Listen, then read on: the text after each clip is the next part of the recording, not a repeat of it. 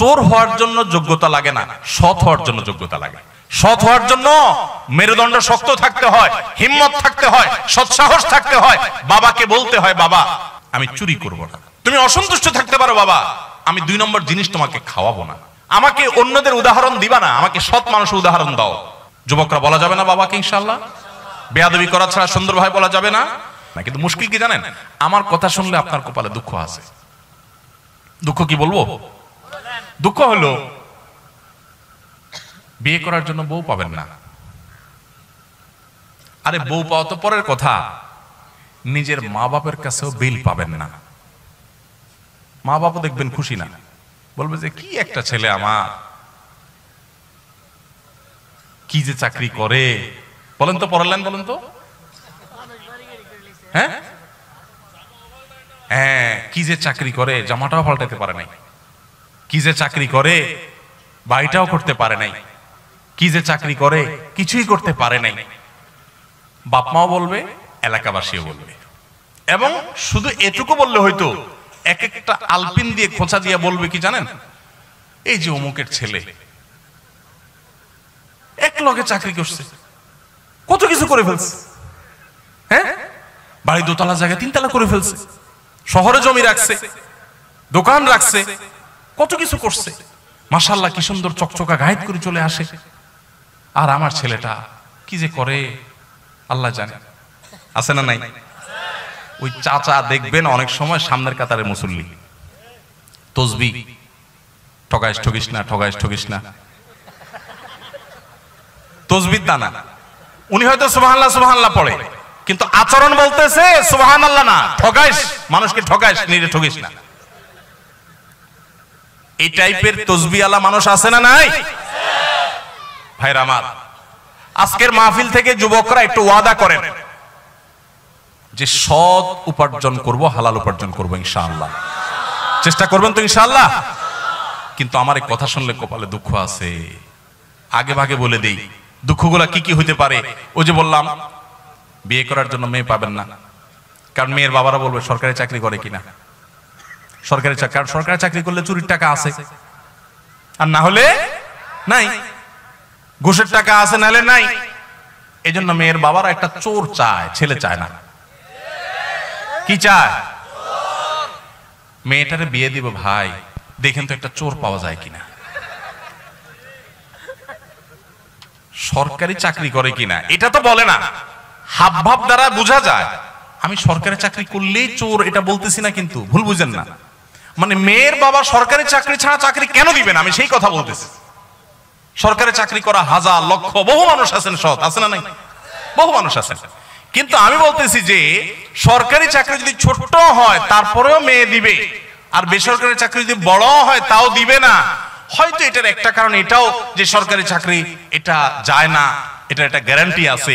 কিন্তু সাথে এটাও চিন্তা করতে হবে যে সরকারি চাকরির অনেক ক্ষেত্রে, সব ক্ষেত্রে না, অনেক ক্ষেত্রে চুরির সুযোগ আছে। তো আপনি সেটার চিন্তা করে যদি মেয়ের জামাই খোঁজেন, তাহলে আপনি তো ছেলে খুঁজতেছেন না, মেয়ের জন্য একটা চোর খুঁজতেছেন। আহা, আল্লাহ আমাদেরকে সততার সাথে জীবন যাপন করার তৌফিক দান করুন। শুনেন, এই যে ঠিক ঠিক বলতেছেন না আমার সাথে, এগুলোর জন্য পয়সা কড়িও লাগে না, মেরুদণ্ডে জোরও লাগে না। এই সস্তা ঠিক ঠিক বলা খুব সোজা। ওয়াজ মাহফিলে ঠিকও ঠিক, বেঠিকও ঠিক। হুজুর মাইক দিয়া যায় বলে, পাবলিক হুদাই ঠিক ঠিক কয়।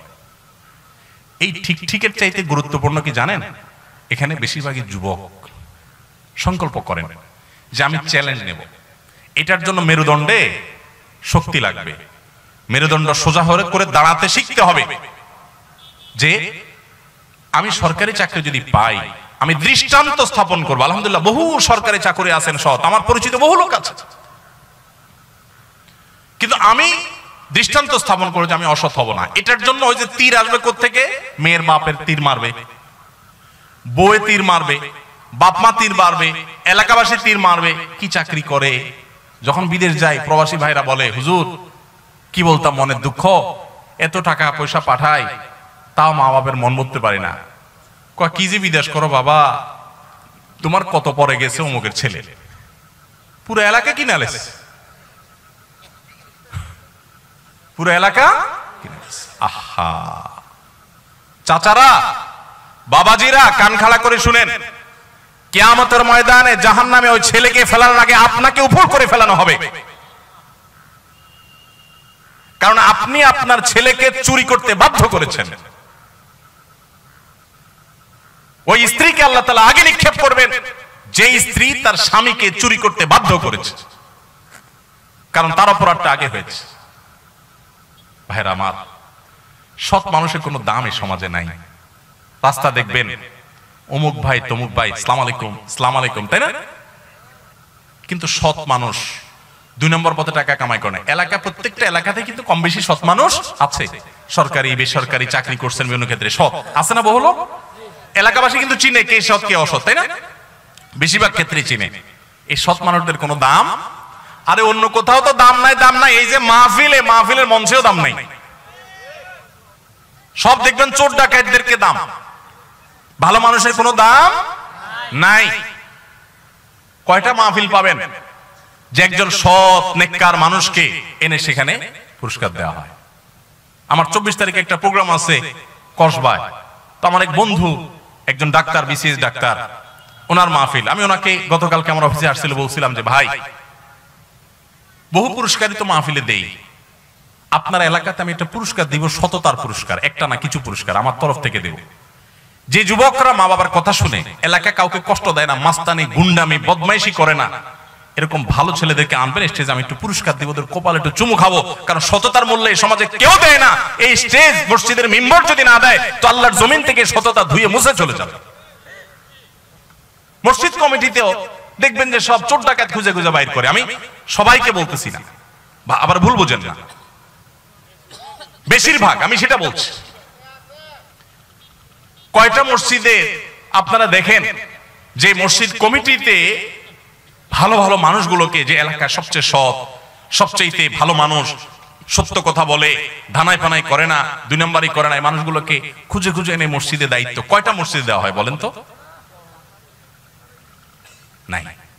কারণ আমরা সবাই চাই, আমরা হুজুররাও চাই যে মসজিদটা চকচক করুক, আমার কমিটির লোকজন চোর ডাকাত যাই হোক মসজিদ যেন চকচক করে।